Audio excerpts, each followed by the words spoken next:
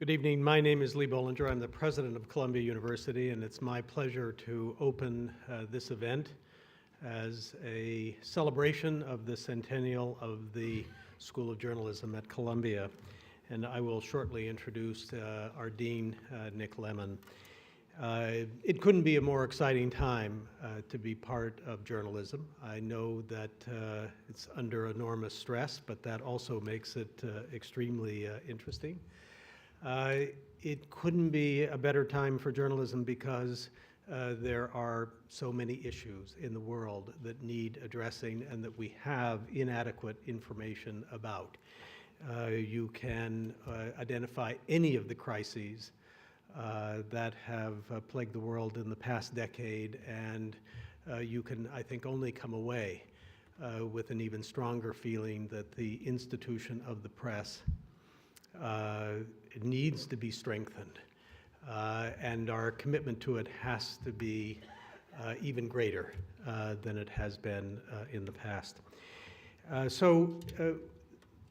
For that reason and for many others, we are extremely proud of the School of Journalism at Columbia. When I'm asked, as I sometimes am, what is indisputably the greatest in the world at Columbia, one of the first on my list is the School of Journalism. It is indisputably the greatest.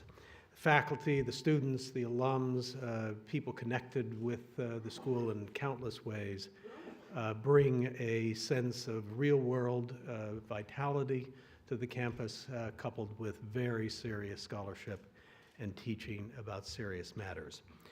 And we couldn't be more fortunate over this past decade we couldn't have been any more fortunate without having Nick Lemann as our dean. He has brought so much intelligence, so much commitment to the field of journalism, so deep a capacity to nurture our community, the students especially. And it has the result that the school has thrived and reached levels that just new heights. So it's a great, great honor on behalf of the university to say welcome to this birthday party for the School of Journalism at Columbia, and now our dean, Nick Lemann. Nick?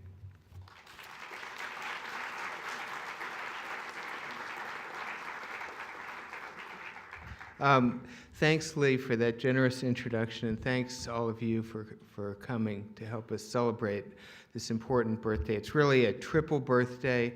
The school is 100 years old, having opened its doors in the fall of 1912. Columbia Journalism Review, which just had a panel upstairs on the 7th floor, is 50 years old. And the DuPont Awards, our signature broadcast journalism awards, are 70 years old. So we're not letting any of these occasions pass unnoticed. And this, we had the official New York launch of the Centennial on April the 20th at the school, where the big event was our changing the name of our building from journalism to Pulitzer at the prodding of various alums such as Jim Boylan, who's sitting here in the audience. And we had a wonderful evening, and then this is our Washington launch, and there'll be many more Centennial events to come. I also want to give special thanks to Lee Bollinger. Jim Boylan wrote a history of the school called Pulitzer School. That came out in 2003. It's a wonderful book, highly recommended. One could argue from reading his book that Nicholas Murray Butler, who was president of Columbia for 40-some years, had a special interest in journalism because he was the one who accepted the gift from Joseph Pulitzer and created the school. Although it also becomes clear from Jim's book and from reading the archives that Mr. Pulitzer, a great a man as he was what's known in the trade as a difficult donor, and had dampened some of Nicholas Murray Butler's intense interest in the School of Journalism in the time between the gift and the opening of the school. Lee Bollinger, on the other hand, came out of the gate with an enormous primary declared interest in the School of Journalism that has never flagged, and it's been an extraordinarily lucky thing and happy thing for our school to have a president so interested and so supportive. So I think he gets ahead of Nicholas Murray Butler on our 100th birthday as the most pro-Columbia Journalism School president of Columbia University ever. Among the things that we've created for the Centennial is a short film, very short, that we want to show you now, and then I'll return to the stage and introduce our panel. This is done by a quite gifted documentary filmmaker named Jesse Dillon. And so it'll roll now, and then I'll come back and then introduce our panelists. Thanks again for being here.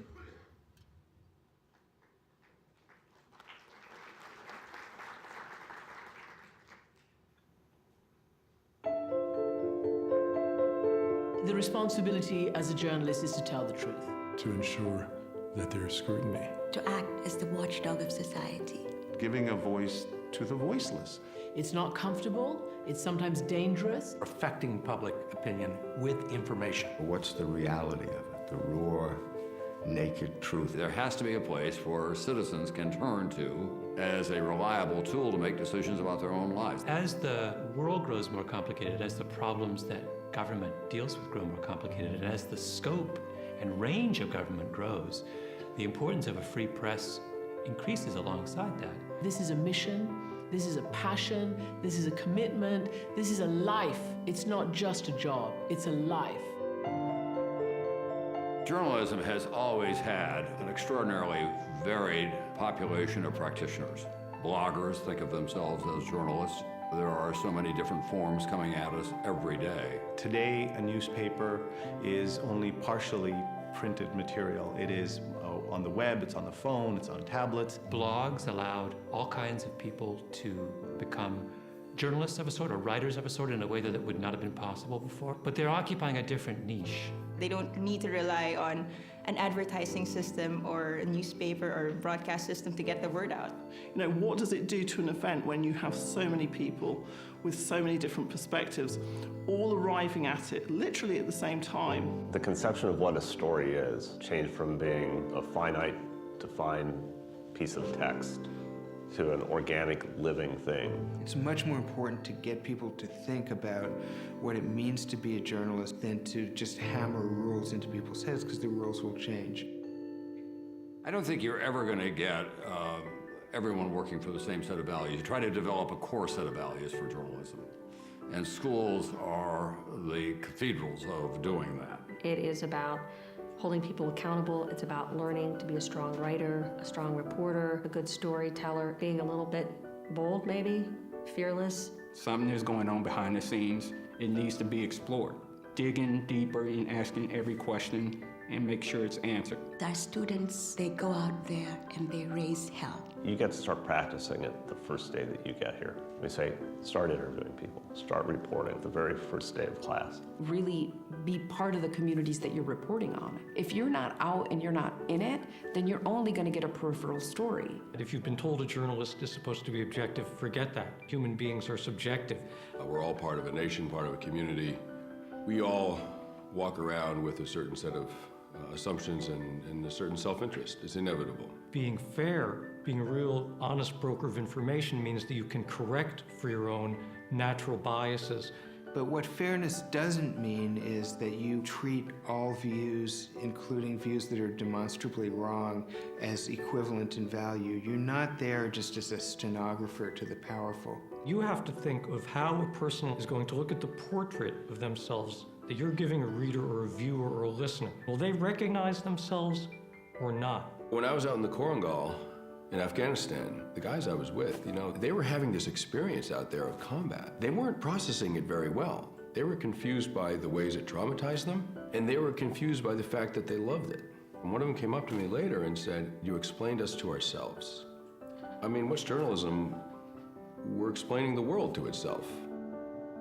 The role of journalism, it's to explain things. It's to tell people how things work. Enveloping it in a story, a narrative that allows the general population to understand what's going on. Shine a light on stories that no one is looking at. Give a different perspective. To make sure that people are not being shut down, that people are free to speak their minds. Fundamentally change somebody's understanding of something. Change people's mind about something.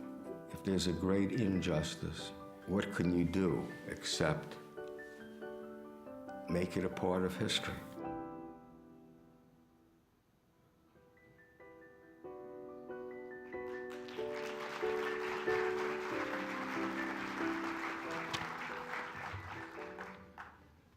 So our panelists should now come up to the stage and take their seats. And while they're doing that, I just introduce them briefly. Let me say first, the school performs many missions. One of its missions that's vitally important, especially now, is to be an important place, maybe the most important place, where discussions about how journalism is conducted and the state and future of the profession, what those should be. So we just had that upstairs on the 7th floor with our Columbia Journalism Review event.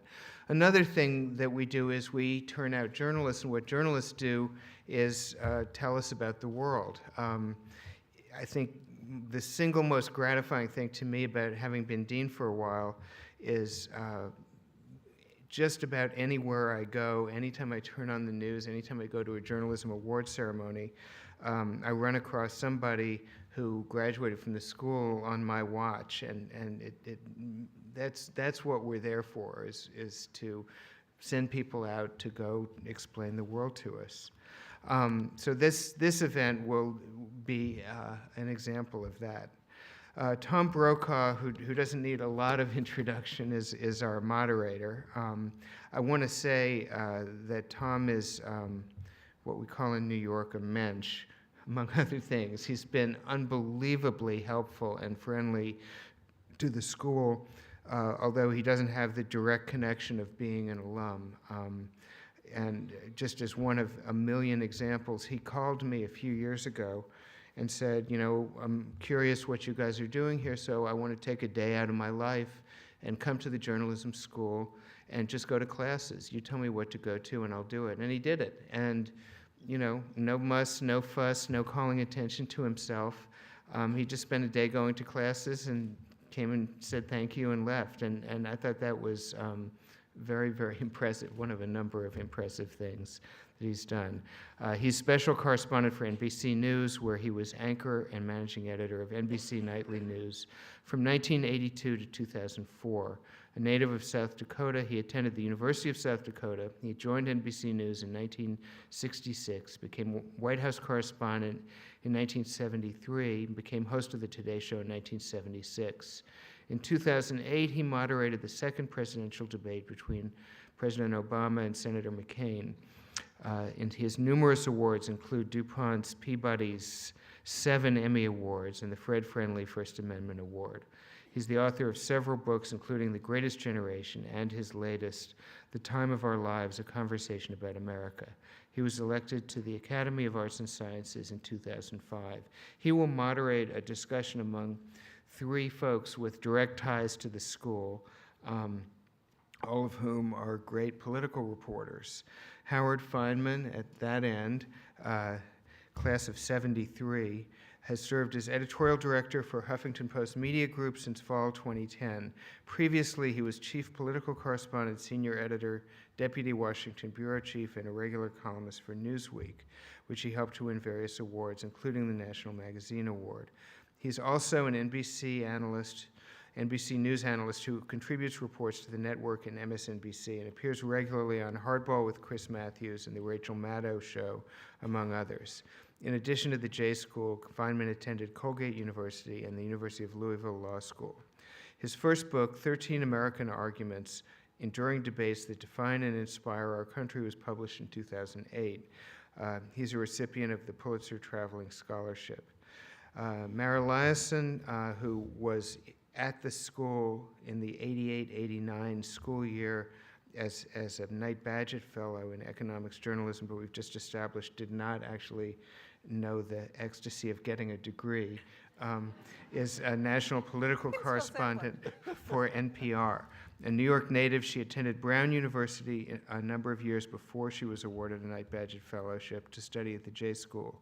She served as NPR's congressional correspondent and as an award-winning White House correspondent before reaching her current position.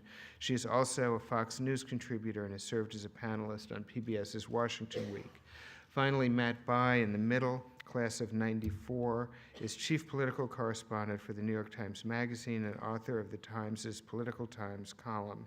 A Connecticut native and a graduate of Tufts University, Bai began his journalistic career reporting for the Boston Globe and Newsweek before joining the Times. His work has made the Best American Political Writing collection twice. And in 2001, he was a fellow at the Institute of Politics at Harvard's Kennedy School. Bai's book, The Argument Inside the Battle to Remake Democratic Politics, was a New York Times notable book of 2007. He, too, is a recipient of the Pulitzer Traveling Scholarship, which actually we're going to award this year's versions in 2 days. Thank you all for taking the time to be here, and Tom, take it away, please. Thank you very much, Nick.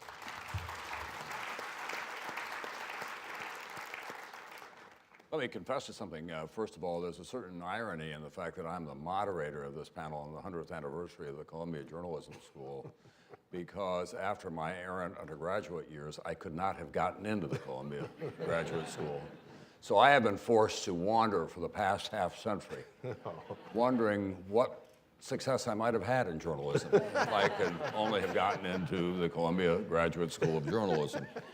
I'm very pleased to be here as a pilgrim with a man with his face pressed up against the glass, hoping that I can learn something here tonight as well. We have a very distinguished panel. Let me begin by saying it wasn't that long ago we talked about the boys on the bus when it came to covering presidential politics. Now we have the boys and the girls on the bus. We have them blogging, we have them on Facebook, we have them on Twitter accounts, we have them on cable television, we have them as well with talk radio. So there is more diversity, there are many more choices. But Mara, are we better served now? Are we better served now? Yes, in some ways, and no in others. I mean, there is a lot not worth reading now, but there's a lot more from a lot of different sources, and that's really good. A lot more of what?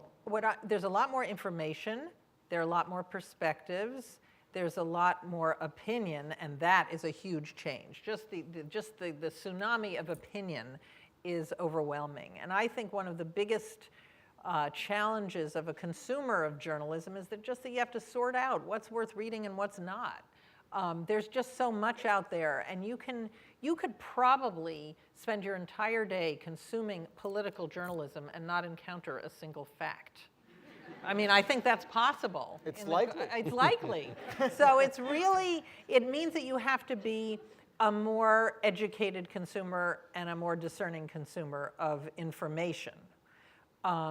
However, the amount of access to information that you have is just extraordinary. And just as a practitioner, what I can get my hands on in the course of a day is so much better than what we used to do. I mean, in the old days, that really sounds lame, but you had to be there to get the sound. And if you weren't there, you probably wouldn't get it at all. Now everything is available, almost everything on YouTube.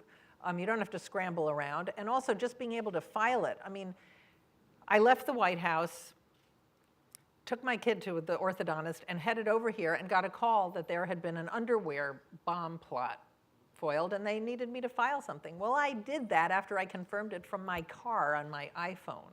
So I couldn't have done that before. That's a great thing. The instrumentation has changed it profoundly. It's widened the universe for not only those of us who are the practitioners, but for the audience as well. But to her specific point, Matt, about more opinion, as I go around the country, I find a real pushback against that now, a kind of resentment about everyone has an opinion. And it's not just cable news or talk radio when the sun goes down, but the Twitter accounts, the Facebook accounts, and in all fairness as well, to the daytime reporting, people are asked, well, what do you think? And we hear what they have to say. Is that good news, or should we be more imaginative in how we cover the presidential politics? Well, I don't think it's good news, but I don't think it's avoidable, right? You can't wish it away. It is part and parcel of the technology. Everybody has a voice, and therefore everybody gets their say. It's a funny thing, Tom. I went, some of you may know, I was at the magazine for a long time, and then I went for a year inside the paper as a national political columnist. And I still do that column occasionally online, and I enjoy doing it very much. But one of the things I found is when I went to do the column, and everybody said, well, you got to go do the column because it's a column in the New York Times, and it has this tremendous weight, and you'll have this tremendous ability to impact people's minds and what happens. And what I found really was that doing magazine stories at 6,000, 8,000 words, as I had been doing for many years, that carries a great authority and weight because you're bringing reporting and all of this research to it that people aren't getting on a daily basis. When you were offering some measure of analysis, opinion, and interviews, a couple times a week, you were just piling, I felt like, commentary on top of commentary. And first of all, it was just harder to actually break through, to have that impact that you would expect to have. But it also just wasn't quite as satisfying in the same way, because a lot of times I went to sleep thinking, what did I contribute today that wasn't there before? And even if my opinion, I think, was right, and my analysis was right, and my reporting was sound, for a reader who had read 10 commentaries on the same issue, was I furthering the discussion in some way? I think it's very hard with all this opinion, and a lot of it not so educated. And I think the greatest pitfall of it is that we are, as a business, as an industry, and I would include in this all the people doing blogs and all the people acting as journalists, because we can't really discern what's the industry and what isn't anymore. We are increasingly preaching to the converted, confirming the worldviews of people. I heard a few people in that movie talk about changing minds. I agree with that. I think it's an incredibly important goal to challenge people's preconceptions. We don't do it regularly enough because most of the opinion out there, and it has come to dominate the space of political reporting, is essentially created to reach an audience that already believes the worldview. That's what Fox is about. That's what MSNBC is about. And I think it is actually an abdication of our core responsibility. Howard, there were 1,500 representatives of the media in various forms in Iowa for the caucuses this year. And there was only a contest on one side, on the Republican side. So that was a small number, it turns out. Yes. When both parties were contesting, you would have as many as 2,500 people. At the end of the Iowa caucuses, that wildebeest migration packed up and moved across the country to, in lockstep, to New Hampshire. And as a voter on the outside looking in at all of that, can't you understand how many of them feel a sense of exclusion, not inclusion? That seems to be a closed club that doesn't reflect what my interests are. Well, first of all, have I mentioned yet that the Huffington Post won a Pulitzer Prize for national reporting? I'm sorry, that's another topic. And what makes it worse, Tom, is that all 1,500 of those wildebeests were simultaneously looking at their own BlackBerries or iPhones. And they could have been on the planet Mars for all they knew about what was actually happening in Iowa for the most part. I think that one of the things that's happened with the availability of iPhones and BlackBerries, not to mention social media, is that big wildebeest that moves around the country is increasingly referring just to itself because it's easier to do that. And often people are checking out the latest mini controversy that has popped up on Twitter and so forth, and not putting down their phones and going out to talk to the people. But why is that, Howard? Why aren't more people breaking away? Well, because they're not being smart about what readers really want. We had, at the Huffington Post, when the AOL bought us, we inherited about 850 local news sites called patch.com, which are in small towns all across 20 states. And we decided to open 10 patches in Iowa, New Hampshire, and South Carolina to try to get from the ground up and get away from the wildebeest. And we did our level best to try to get outside the bubble with that, and also with the reporters that we had on the ground there. But the problem that we have is that social media has become kind of a fetish in our business. And the problem with it is not only are the reporters often staring at their own BlackBerries and not talking to real people, but they're often distracted from real stories by the ebb and flow of what happens on Twitter. And it turns out that Twitter itself can be problematic because the Twitter algorithms reward novelty. And the fact is that a study showed that Wikipedia, the whole WikiLeaks story never really trended as hot on Twitter because it was too popular. The WikiLeaks story became too pervasive to goose the algorithm on Twitter, so it never, quote, trended on Twitter, very rarely did, to the point where people were interested in the WikiLeaks story, thought that Twitter had some kind of censorship deal going on. I think social media and the communications devices we have their uses. I think crowdsourcing is underused as a possible way to use people to help them and allow them to contribute to actual reporting. The Guardian of London does a great job of it.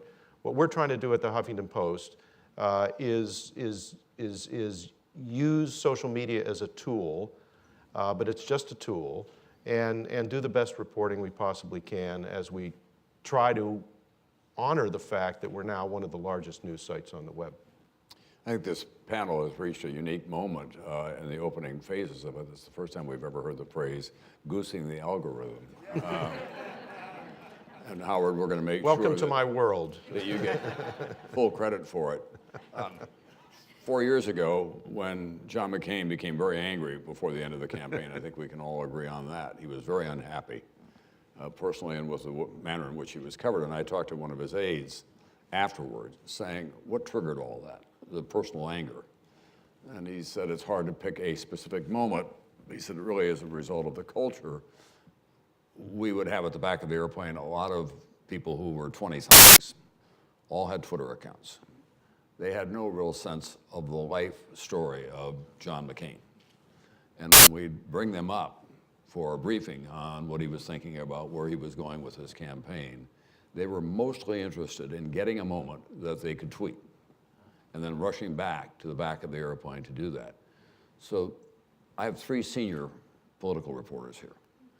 How much influence do you think you can have or should have in your organizations in breaking that pattern and saying, let's stop for a moment and think about a wiser use of social media, because I think it can be a very effective tool, and raise it from just a kind of distraction, if you will, on a daily basis to something that could be useful. Howard? Well, what we tried to do with the project that Dave Wood won the Pulitzer for was to not only give a great reporter like that 6 months to do his own thing and report in great depth on the new types of injuries that were being visited upon veterans in Iraq and soldiers in Iraq and Afghanistan, but to use social media to collect other stories about that, to find other people through social media that we could report on, to give people who wanted to be involved in helping those people or joining that cause an opportunity to do it, to get the story out via social media.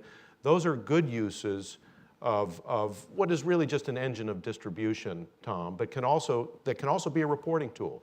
I think social media, including Twitter, can be a great reporting tool.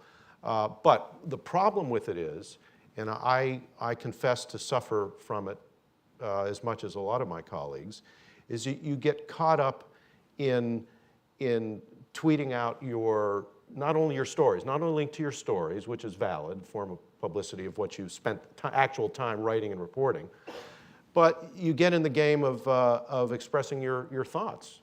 And on primary nights or on debate nights, there is a temptation to become, for want of a better term, the Beavis and Buttheads of the press corps. Remember the Beavis and Butthead show? And it turns out that people love to hear, it seems, what you think about what happened during the debate. But is that much of a contribution to the common weal or to or to deep reporting on the state of affairs in the country? Often not. However, there's some people who do a fantastic job of using Twitter to link to substantive background material about what has just been said in a debate. You remember in the old days in press rooms during debates, the campaign staffs would go down the aisles as people were typing away and hand out rebuttal points during debates. Now, any viewer can go on a good Twitter account, not necessarily mine, and be updated with links to background material about what's happening. So there's an example of how something like Twitter can be used for good or ill, and it's up to us to make sure we use them for good, not just otherwise. And I don't always live up to that standard, I admit it. Matt, as we look forward to the fall campaign, there's a new reality in terms of the magnitude of the place of it, and that's money in this campaign. Money has always been the mother's milk of politics, but not to the degree that it will be this fall because of Citizens United. Do you think that the political journalistic class is prepared to cover the impact of that? And are they going to become specialists in the impact of money? Well, yeah, I think there are. Let me say, Tom, because I feel a little remiss before I answer your question. I did want to say I was honored to be part of the Centennial celebration here, and thank you all for coming, and thank you for doing the panel. And I wanted to just say that before I spoke to your question. There are, in every 4 years, I mean, there are people who do this as a beat, and who do it quite well. Nick Confessori's doing it for the Times, and I think doing an excellent job. But I think we can also, my complaint with the coverage of money generally in this campaign, and I think you could probably apply it to most areas of political coverage generally, is that it's very much in the moment.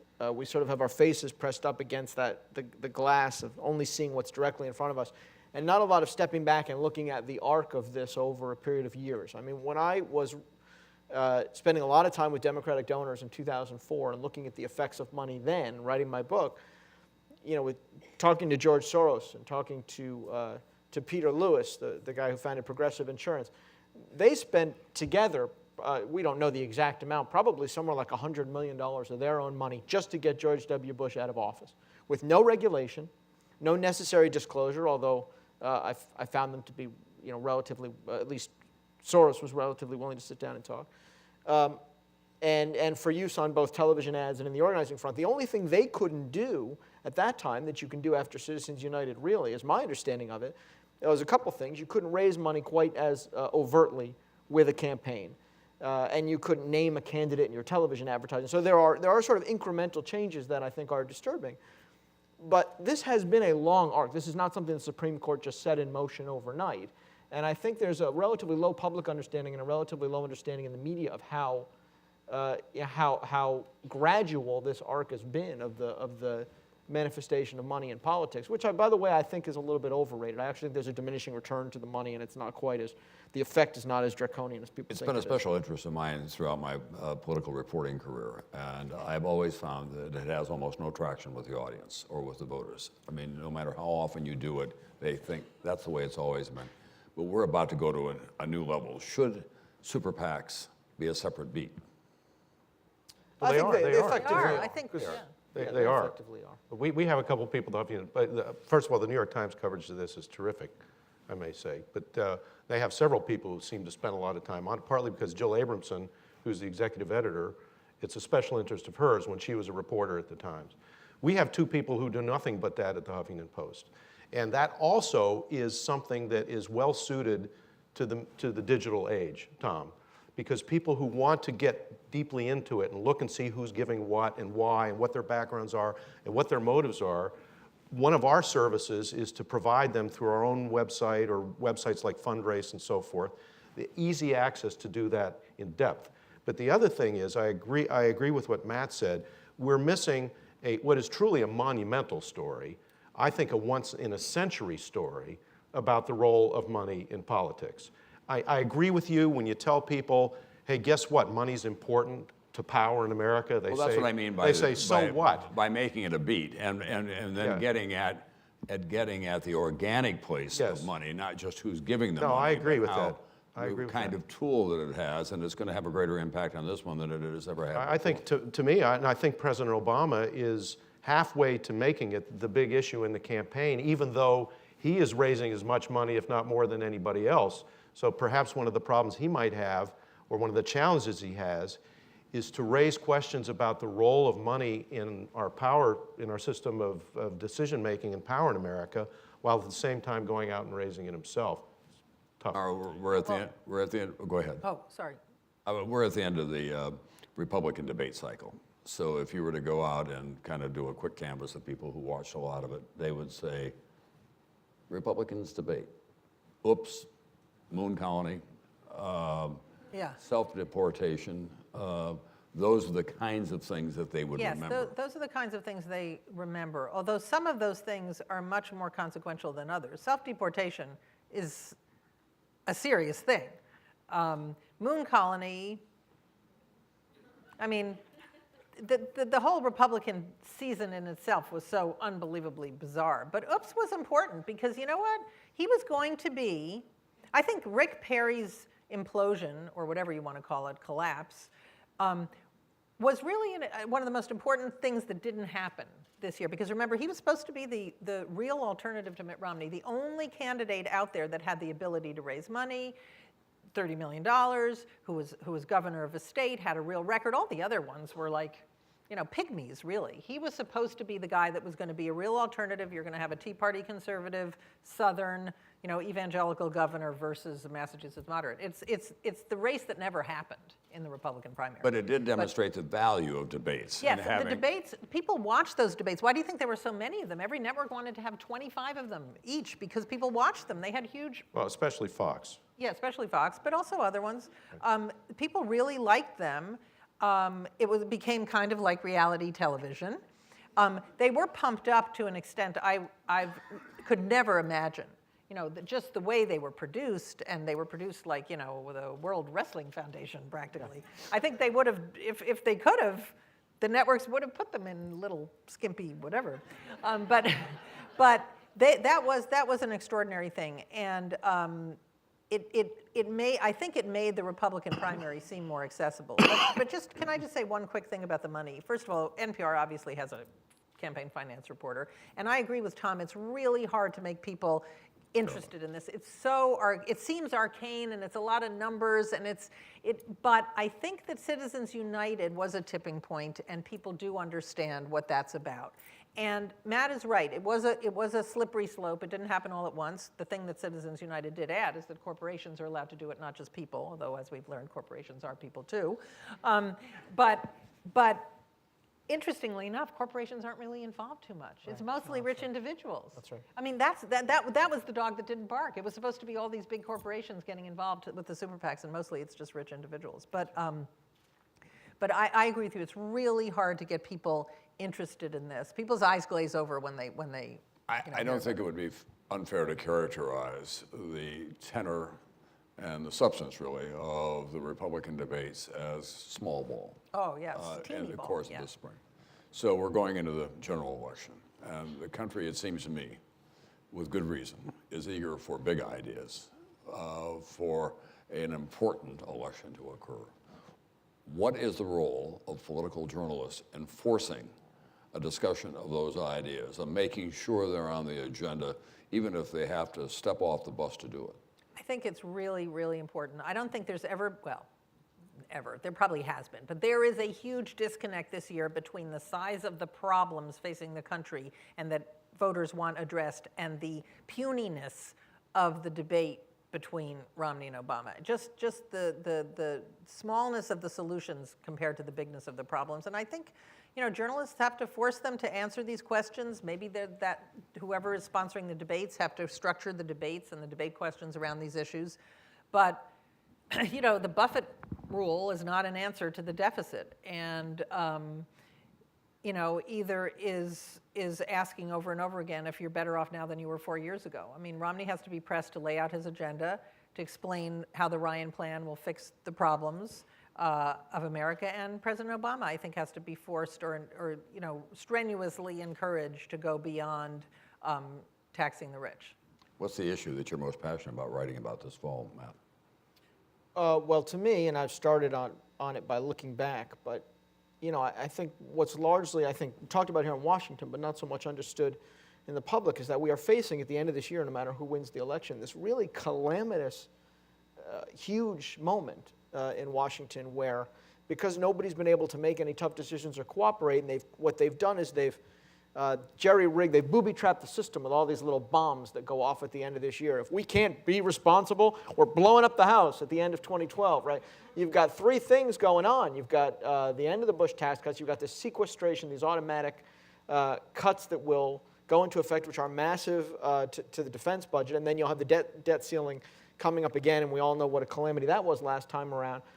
How either of these guys, either the current president or his challenger, Governor Romney, are going to deal with this, I think it's an important question. It's something we deserve to know, or at least deserve to be able to intuit from their positions. And I don't feel that we do know, particularly where Governor Romney's concerned, because he's not been in the thick of that argument as the president has, what he feels empowered to do and what he would like to do in a situation as president-elect in which he would face something unlike any president-elect has, I think, probably ever faced, certainly in modern times, in terms of the influence you're going to need to have over really cataclysmic events. Tom, if I could briefly answer your question. I've been around almost as long as you have, and I've been reporting on the country, attempting to do it from the ground up since 1973 when I started at the Courier-Journal in Louisville, which was a great paper in those days. I've never seen a time, maybe not since the Watergate time, which is when I started, when there's been a greater sense of a gulf between the leaders and the led, and the wealthy and the not, and the educated and the not. Nor have I seen a time when there's less deep-seated faith in the future of our country. It's palpable out there. And I do worry that we inside the bubble of the media don't see it, don't feel it nearly enough. The thing that I'm most proud of what we're doing at the Huffington Post is, in addition to the Pulitzer work, which Dave Wood did and Ariana sponsored and Tim O'Brien was a great, I'm glad you brought that up, Howard, because you hadn't mentioned it before. No. You've reached your quota. I have reached my quota. Is the work we're doing on the Wisconsin recall. We have blanketed the whole Wisconsin recall thing, not only because our readers are love it, but because it's about people organizing to try to effect a change in what they think is a government that's gone too far in Wisconsin. And it's an empowering thing for our readers and for the people who blog for us and for the people at the patches there. And to the extent that we are trying to make a connection between our big website and what's happening in that state, I think we're doing something to connect people to the system with a capital S. And what I worry about in this election, in the debates, in the campaign, is that it's not going to really heal the huge gulf out there, which I think is of historic proportions. Do you think that the debate formats for the fall should be changed? Yes, I absolutely think that the debates that we had just had, as Mara said, were small ball in the extreme. Some of them were a joke. I think they were horrible, frankly. And I think what we should do is get rid of everything but the two contestants and let them debate each other with an absolute minimum of intrusion by anybody else, and let them talk to each other for a couple of hours. Because if you get past, 20, 25 minutes worth of sound bites, Tom, I mean, there's a limit to how many sound bites you can train yourself for. I've clearly trained myself for one tonight. But we've already forgotten what it was. I can't remember what it is. But if you get past that, you know how this is on television. You're the ultimate pro on TV. You get past that, you've actually got to think. And we need to see these people thinking on their feet and in depth for some period of time. It's the only way that we can do it. The only way we can do it. It's so unlikely that the two can. They would never agree. They would never agree to it. But if somebody said, if President Obama said, or if Mitt Romney said, let's junk all that. Let's you and I sit down for a couple of hours. You know, you can laugh about Newt Gingrich wanting to go to the moon, but Newt wanted 7 Lincoln Douglas style debates. Let's put that aside. But He was going to follow the president around until he agreed. yeah, but that's what I would do. And in a way, the intrusion of the press on that, I think, has not been for the good. We should spend our time trying to think of creative ways to present the serious issues to the people. You know, we don't do it all the time on the Huffington Post by any means. Nobody really does the perfect job. The other thing I would say is that today everybody has to be his or her own editor. The only thing I can say after all these years of doing this is that education is the most important thing. Education for journalists, which is what the Columbia Journalism School does, but education for everybody. We're all educators. I think journalists are educators. We don't do enough of it. Are political journalists still too attached in the general election to the motorcade, Matt? Being inside the bubble. Yeah. I mean, you know. You're an anti-bubble guy. I'm an I mean, I haven't taken a political plane. The only plane rides I've taken I've covered the last 3 elections for the magazine. I covered one before that with Howard. The only couple times I've been on a plane were just to do interviews on the plane. I find it absolutely toxic and depressing. It's a bunch of, it's now a traveling cable TV show where journalists talk to each other to make sure they're all on the same page and have their little debates, and it's very hard to sort of, everyone, when there's a practical reason for that, which is that I think, depending on what you're doing, that if you don't want to be the guy who gets a call from a desk saying, why is your story different from every other story? So there's a very tacit thing going on those planes and buses, which is everybody making sure that nobody's embarrassing anybody else and everybody kind of saw the same thing. And it's subtle, it's not that it's, but I always found it, kind of mind-numbing, and I wanted to leave. But that actually isn't my primary concern, because oddly enough, technology has made that a lot less of a problem. People have GPS now. They're not reliant on the campaigns to drive them around. That was a huge, it's hard to overstate the innovation of GPS on campaign reporting, because now, you could get your car and you just go, and you don't have to, all you need is the printout. You don't need to be in the bubble to get there. So that was a big deal, and I think technology, we don't need filing centers anymore, so that's not as big a problem. It's actually the lack of people actually doing campaign coverage. The budgets that have been cut back, the number of voices that has been contracted that used to be out there for people to access. It is great that everybody can get the New York Times, everybody can get the Washington Post, the Huffington Post, wherever you want to get your source of news. Did you win a Pulitzer, by the way? I heard something about that. I'm sorry I brought it up. But there's a lot, there's a lot less of the regional papers, the local papers. It's a smaller bus. It's a shockingly small press corps when you go out, other than in the very big pinnacle moments of a campaign. And I think there's a detriment to that. And I think starting with the fact, as we were talking about, that the campaigns debate small and insignificant and evasively, and they do that because they can use social media and technology to reach their core supporters, and they're not really, nothing more is demanded of them because the press corps they have to answer to is small and in some cases not that significant. I wasn't thinking about the attachment to the motorcade as a logistical exercise as much as I was a kind of cultural exercise of getting away from the candidates and looking at the campaign from the outside looking in, as opposed from the inside looking out constantly. Yeah, Tom, I think that, oh, I'm sorry, go ahead. No, I think that's really important. I think that to that extent, technology has helped burst the bubble, because you don't have to be on there. You don't have to devote as many people to being inside the bubble. But I do think it's really important, instead of going to a rally to report on what Mitt Romney said, which you can catch up on later on YouTube, go and talk to some people. Go talk to some actual voters. I don't think that, that needs to happen more. And I was at believe it or not, I did 2 of these panels today, but I was in an earlier one where somebody brought up David Broder, who really was the kind of, he was the exemplar of that kind of reporting. He was the patron saint of door knocking, not just going, I usually go to a shopping mall and wait for people to come by. He went door to door and talked to people. And that happens too little now. Well, the fuselage, the motorcade stuff really doesn't mean that much anymore, Tom, I don't think, because of the technology. There is no inside the bubble. There's no there. And actually, paradoxically, the candidates much less frequently mingle with the press corps, for the reason that John McCain said. The kids don't know who John McCain is. John McCain gets upset that they don't know who he is, so he shuts himself off, understandably. They stay up in the front. You don't have the opportunity that you used to have in the old days to really sit and try to get to know the candidate as a person. That is largely a fiction anymore. So it's not worth the effort. And as Mara said, everything is videotaped, everything is live, everything's on YouTube, everything's on C-SPAN. You don't really need to do it, to the point where a lot of the networks now, they don't send Tom Brokaw into the plane anymore. They have embeds.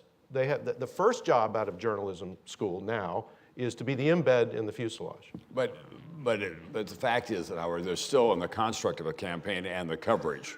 It's still the big event of the day that gets most of the coverage. And when I'm saying getting away from the big event and trying to get at the fabric of the concerns and how the message is playing beyond the big event. You know, I'd be a slight voice of dissent on this, though.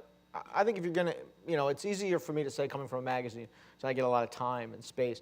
If you're going to get away from the ball, right, this old idea, this is what my Columbia professor, Roger Rosenblatt, used to tell us, look away from the ball. You need to do it in a substantive, thoughtful way. And I think there's a lot of bad social science done, too. I mean, when I walk into a room, if I go out on the campaign, I want to see what a candidate's doing, and you walk into a room, one of the first things that happens is that every reporter with an iPhone or a microphone rushes up to find Joe Voter, and they surround him like he's a senator. And then when the thing is over, if you're at one of these events and you stand up and say something heckling or critical, you know, Governor, I'm really concerned that you're going to let gay people get married, and this is a horrible thing. You will be mobbed by reporters afterward, like you are the newest celebrity in the reality TV universe. But Matt, this is not good social science. This is not an understanding of the vote. That's another event moment. I'm not talking about what happens. I totally understand that, but I'm saying it's only by degree better to go out to a mall or a plaza and find 3 voters and talk to them, and then present a story, as often happens about. You have to have a construct in your mind before you go out there and talk to them. You do, but I think, that's not a poll. That's true. By the way, can I just say that town halls have basically been ruined. Yeah, you can't do town halls. The grassroots people back fighting health care, if not before, figured out that if they go to the town halls and stand up, that's become a human form of press. That's like a human form of press release now, all around the country. So the town halls are useless. So you have to get farther. The irony is you have to get farther and farther away from that all-encompassing digital. I think you have to go spend a week someplace. I think you have to go, actually go, as I have in Ohio or as I have in South Carolina. You actually have to go. You have to move there. And I can't do that anymore. But you have to go spend some real time and energy. It can't be, grab 3 people on the street. But you can use the new technology to find the profiles that you need to know about. And here's something else you can do. You can ask all those people outside of the bubble to comment or blog, which is what we do. I mean, if you have a hot story on the Huff Post, you get 25,000 comments. And we get bloggers from all over the country. The key difference in who we are, at least, is that we're a community-oriented social news gathering organization. And one way, paradoxically, but hopefully, to square this circle is to use new media to get everybody involved in the conversation. That's what at least we're hoping to do. Should blogs be a beat? You mean somebody covering blogs? Yeah. Well, no. First of all, blogs are, what we do, in our case, blogs is a misnomer. What we have on the left-hand side of the page are basically op-ed pieces. And we have thousands of people who write them. And people comment on them or not, and they live on those pages depending on whether people look at them or not. That's an ongoing conversation there. And then what we have below are comments, and those are curated, and those have, if you know the page, it has the site, a carefully hierarchical set of super users and super commenters and whatever kind of police themselves. That's a very rich world to look at to get a sense of what's going on in the country. We don't do enough in trying to measure and quantify that unbelievable stream. We've had 150. It's a vast universe, but it also has enormous influence on a lot of people, quite honestly. And I'm not just talking about Red State, for example, or MoveOn.org, but there are a lot of others out there as well that are moving the needle in a lot of ways. They are. Because we want to leave this audience wanting more, and there's going to be a cocktail reception right after this. We're going to move into the final phase here for just a moment. The one big story, Mara, that, Amara, that we should be looking at the fall and giving more attention to in the presidential election, the one that really whets your appetite for wanting to go out and cover it? What is it? Well, I agree with Matt. I think it's Tax-mageddon. I think it's what's going to happen at the end of the year. It's all the unfinished business of the whole deficit reduction conversation. I mean, there was for a while a huge education effort about what the fiscal problem is, what are the trade-offs and the sacrifices that you could make to solve it, what it means to have a competitive economy that's also fair. I mean, I thought we were on the verge of a pretty deep, substantive, meaningful debate. And then, as Matt has amply documented, it kind of fizzled and it went away. And it's amazing that after that year of commissions and super committees and all of this, now it's like it never happened. Nobody's talking about it. So I think but it's coming back to haunt us because, as he said, at the end of the year, after the presidential election, there's going to be all of these deadlines, kind of a perfect storm of fiscal deadlines, dangerous fiscal deadlines coming due, with the exception of the debt ceiling, which actually might not even hit till sometime in 2013. Nobody knows exactly when. Maybe 2013, yeah. I mean, yeah, but we don't know exactly when. But it could be January, it could be February, March. But the rest of the things are expiring at the end of the year. The Bush tax cuts and the unemployment insurance and the payroll tax cut and the sequester, that's all happening. So I think that's the big story that we have to talk to voters about and the candidates. Mara has piggybacked on your earlier comments. Are there other issues for you? Well, it's interesting. I think for me, the larger issue is, and Howard is really what Howard touched on, which is just faith in government and, the ability to heal certain divisions. On the eve of the 2008 election, this is, and when you say heal divisions, it sounds very cliched, but on the eve of the 2008 election, I had the opportunity to interview then Senator Obama on one of those rare plane rides I took. This was really the topic, and we talked about for a while was how did you break the cultural divisions in the country? How did you turn that generational page and try to begin to convince people that government could be conducted without this sort of very personal mistrust? And he talked about understanding that it wasn't going to happen overnight, that just getting elected wasn't the point, that it took a certain campaign, that it took a certain sustained effort. And I don't think that's happened. I think it hasn't happened partly because of circumstances beyond his control and partly because there wasn't a sustained campaign to bridge those differences. And I think as a result, we faced 2012 with all the divisions Howard was talking about, its income divisions, its social divisions, it's a very ideologically polarized political system. And I believe that faith in government is critical. It's why I do what I do. I believe that what we do is critical because engaging people in that process and demystifying it for them and challenging their preconceptions about it are essential to the function of the democracy. And so, one of the things I'm really interested in covering now and after the election is how this campaign and the decisions that have to get made, especially as there's generational turnover in the political system, how it begins to address what I think is and as Howard, I think, ably said, is really a crisis moment in the ability of people to see any use for their government and consequently for their media. Howard, if you hope to get another Pulitzer this next year, what would be the issue that you think might give you a better than even chance at the HuffPost?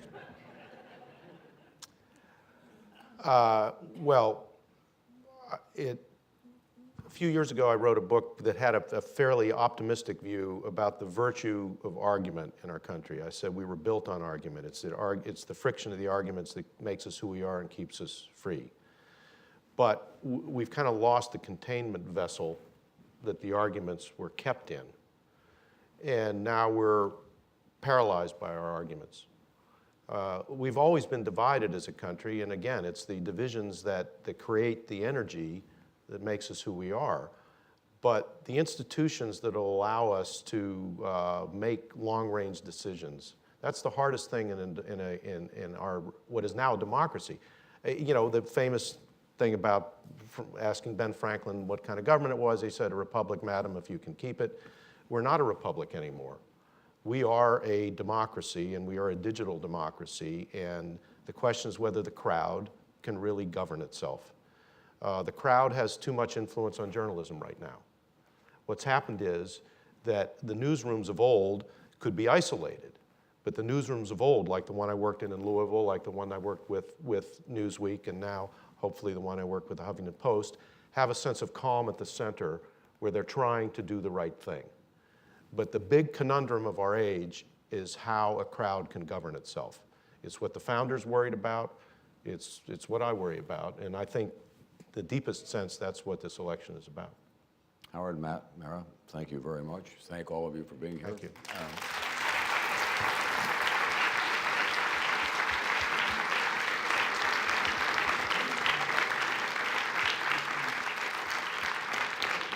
My final note, and I know that you're all Columbia alums, that I can enlist you in a small army, that when folks come to you about journalism and what's available today, what has worked for me is to say to the audience that begins to complain is that you can no longer be a couch potato. You've got a role in this in a proactive sense. That there was a time in America when you could get up in the morning and pick the paper off the front porch and watch a little bit of the Today Show and get home at night and watch Chet and David or Uncle Walter and maybe to catch the late news and tune into radio from time to time. Now there's an extraordinary menu out there of very reliable and useful information.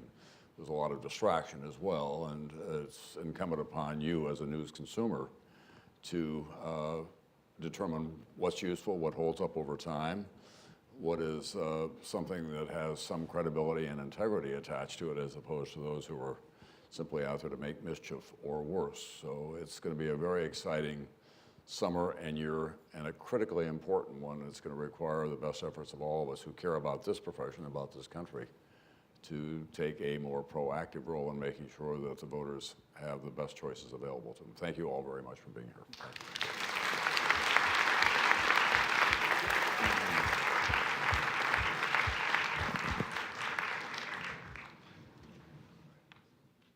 They're not doing the Q&A? I guess not.